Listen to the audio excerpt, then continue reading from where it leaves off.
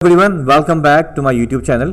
मैं हूं आपका अपना होम्योपैथिक डॉक्टर हदीद और आज के इस वीडियो के अंदर मैं आपसे बात करने वाला हूं डाइट्स के बारे में। वो डाइट, वो फूड आइटम्स, वो ग़िज़ा जो फैटी लिवर के मरीज़ को खाना चाहिए, स्ट्रिक्टली फॉलो करना चाहिए। और वो कौन से खाने हैं, वो कौन से डाइट है जो फैटी लिवर के मरीज़ को नहीं खाना चाहिए, आज इस वीडियो में इस बारे में बात करते हैं। तो वीडियो स्टार्ट करने से पहले मैं आपको ये बताता चलूँ कि मैंने बहुत डिटेल वीडियो बनाई है फैटी लिवर के बारे में। अगर आपने वो नहीं देखी तो वो लाजमी जाके देखें, वो आपके लिए बहुत फ़ायदेमंद होने वाली है। फैटी लिवर मतलब कि जिगर में जब आपके चर्बी जम जाती है, जब आपके लिवर में बहुत ज़्यादा चर्बी जम जाती है तो ये आपके लिवर को बहुत ज़्यादा डैमेज करना शुरू कर देती है। ये पहला प्रोसेस होता है। एक आपका नॉर्मल लिवर होता है, जब आप बहुत ज़्यादा जो है वो अनहेल्दी लाइफ स्टाइल गुजारते हैं, या वो लोग जो बहुत ज़्यादा अल्कोहल कंज्यूम करते हैं, या वो लोग जो बहुत ज़्यादा प्रोसेस शुगर का इंटेक करते हैं, या जिनको डायबिटीज़ हो गई है, वो डायबिटीज़ का ख्याल नहीं रखते और बहुत ज़्यादा बदपरहेज़ी करते हैं, मीठा खाते हैं, और स्ट्रेस वो लोग जो बहुत ज़्यादा लेते हैं, इन सब लोगों को फैटी लिवर हो जाता है। प्रॉब्लम ये आता है कि फैटी लिवर पहला स्टेज होता है जब आप फैटी लिवर के बावजूद भी अपना ख्याल नहीं रखते और वही लाइफस्टाइल मेंटेन करके रखते हैं, तो आपके लिवर में स्कार्स पड़ना शुरू हो जाते हैं। और स्कार्स पड़ने की वजह से आपका लिवर बहुत ज़्यादा ख़राब हो जाता है, जिसे हम नैश भी कहते हैं। और नैश के बाद क्या होता है, जब आपके लिवर में बहुत ज़्यादा स्कार पड़ जाता है तो फिर बहुत जल्दी आपका लिवर जो है वो लिवर सोराइसिस की तरफ चला जाता है, जिसमें आपका लिवर फूल जाता है और वो 80 to 90% जो वो काम करना बंद कर देता है। और फिर आपको बोलते हैं कि उसमें लिवर ट्रांसप्लांट करना पड़ेगा और आपका लिवर फेलियर की तरफ जाने लगता है, या फिर उसमें लिवर कैंसर हो जाता है। तो नॉर्मल लिवर से जो दूसरा स्टेज होता है, बदपरहेज़ी करेंगे, जब आप अपने डाइट का ख्याल नहीं रखेंगे, प्रोसेस शुगर खाएंगे, तो आपको फैटी लिवर हो जाएगा। फैटी लिवर में आपके लिवर में चर्बी जम जाती है, लिवर में सूजन आ जाती है और लिवर फंक्शन डिस्टर्ब होने लग जाता है। और आप तब भी अपना ख्याल नहीं रखते तो फिर लिवर में जो है वो स्कार्स पड़ना शुरू हो जाते हैं और फिर आपको सोराइसिस की तरफ चला जाता है, आपका लिवर सोराइसिस की तरफ चला जाता है। इन सब प्रॉब्लम से बचने के लिए अगर आपका फैटी लिवर हो गया है तो पहले ही से अपने डाइट को कंट्रोल कर लें तो आपका लिवर बिल्कुल ठीक हो जाएगा। क्यों? क्योंकि लिवर एक कह लो कि खुद अपने आप को रिपेयर करता है। एक सेल्फ रिपेयरिंग मैकेनिज्म है इसके अंदर जो अपने आप को रिपेयर करता है और खुद ब खुद ये ठीक हो जाता है अगर आप अपना डाइट प्लान चेंज कर लो। सही है। वो डाइट जो लिवर में, जो फैटी लिवर में आपको खानी चाहिए, या एटलीस्ट एक महीने में एक मरतबा आपको ये डाइट खानी चाहिए। अगर आपका फैटी लिवर नहीं भी है तो महीने में एक मरतबा इस डाइट का इस्तेमाल आपको करना चाहिए। और अगर आपका फैटी लिवर है तो 2 साल तक लगातार आपने जो है वह ऑन एंड ऑफ इस डाइट को कंटिन्यू रखना है। बिगिन विद हल्दी। हल्दी जो है वो बहुत ज़्यादा फ़ायदेमंद है। अपने खाने में हल्दी का इस्तेमाल करें। ये जो है वो एंटी इन्फ्लेमेशन होती है। आपके लिवर में अगर सूजन आ गई है तो ये आपको इससे बचाएगी। और कभी कभी आप हल्दी दूध भी पी सकते हैं, ये भी आपको बहुत ज़्यादा फ़ायदा करेगा।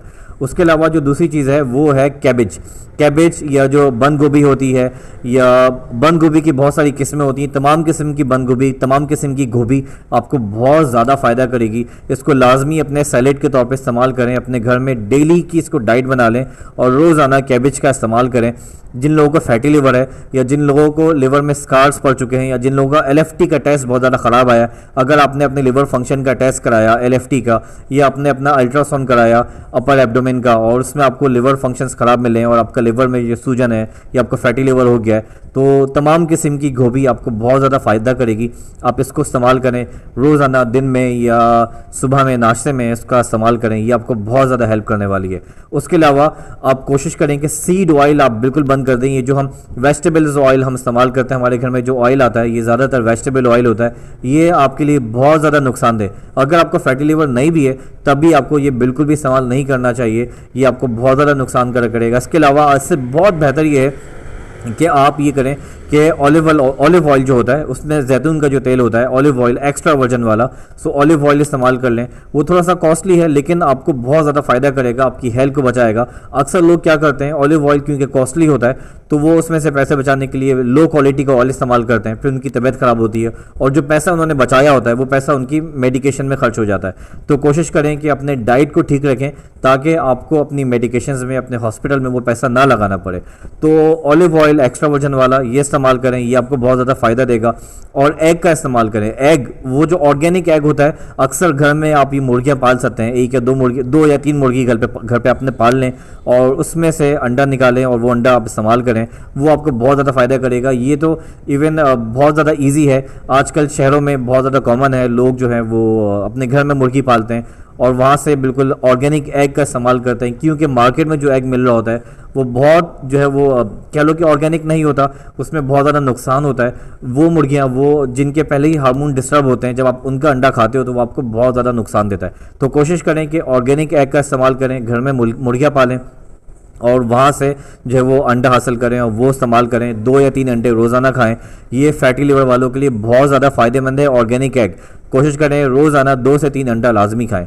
उसके अलावा फ़िश जो है वो आपको बहुत ज़्यादा फ़ायदा करेगा। कोशिश करें कि जितना ज़्यादा हो सकता है फ़िश का इस्तेमाल करें, मछली का इस्तेमाल करें, मछली आपको बहुत ज़्यादा फ़ायदा करेगी। लेकिन बहुत से लोग क्या करते हैं, मछली को वही वेजिटेबल ऑयल में डीप फ्राई करके खा लेते हैं, तो उसका सारा फ़ायदा आपको उल्टा चेंज हो जाता है, वो आपको नुकसान देगा।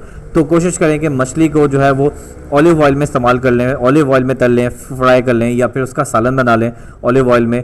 और वेजिटेबल ऑयल से परहेज़ करें। वेजिटेबल ऑयल के अंदर ओमेगा 6 होता है जो आपको नुकसान करेगा। ओमेगा 3 की तरफ जाएं, ओमेगा 6 से बचें। इसके अलावा जो आपको बहुत ज़्यादा हेल्प करने वाली डाइट है वो है बटर। बटर का इस्तेमाल करें, एग जो है वो बटर में तल लें। कोशिश करें कि तेल के बदले जो है बटर में जो है वो चीज़ों को तलना स्टार्ट कर दें, ये आपको बहुत ज़्यादा हेल्प करने वाला है। इसके अलावा आपके लिए एक और चीज़ है जो बहुत ज़्यादा हेल्प करेगी, वो है मोरिंगा। कोशिश करें कि मोरिंगा का इस्तेमाल करें। मोरिंगा पाउडर आपको मार्केट में मिल जाएगा। मोरिंगा आपको बहुत ज़्यादा हेल्प करने वाला है अपने फैटी लिवर को रिकवर करने के लिए। एक और चीज़ जो बहुत ज़्यादा हेल्प करती है वो है नींबू पानी। कोशिश करें कि 1 गिलास में जो है वो 1 से 2 नींबू निचोड़ के उसमें थोड़ा सा नमक डाल के इसको रोज़ाना पिएं, ये आपको बहुत हेल्प करेगा। इन सब चीज़ों के अलावा जो बहुत इंपॉर्टेंट चीज़ है जो आपने मेंटेन रखनी है वो है फास्टिंग। फैटी लिवर वालों के लिए सबसे बेहतरीन प्लान ये है कि सुबह 9 बजे इन्होंने नाश्ता किया और उसके बाद शाम 5 बजे तक कुछ भी नहीं खाएं, सिर्फ पानी पिएं और उसके अलावा कुछ भी नहीं खाएं। और शाम 5 बजे फिर ये ग्रीन वेजिटेबल्स का इस्तेमाल करें, गोभी इस्तेमाल करें और जो है वो फ़िश इस्तेमाल करें, ये आपको बहुत ज़्यादा फ़ायदा करेगी।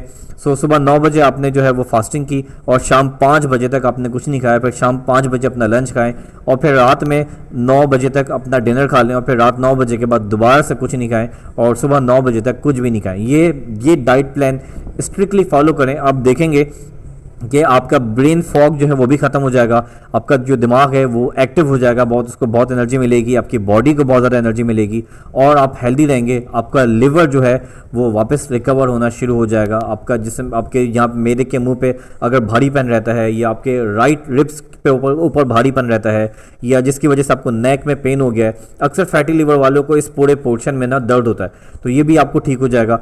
तो ये सारी चीज़ें आपको लाजमी इस्तेमाल करनी चाहिए और कोशिश ये करें कि फ़ास्ट फूड बिल्कुल बंद कर दें। और वो अक्सर लोग जो फ्राइड चिकन खाते हैं, फैटी लिवर वालों को ये बहुत नुकसान करेगा। वो लोग जो अल्कोहल पीते हैं, ये आपका एक रूट मैप है how to kill your kidney.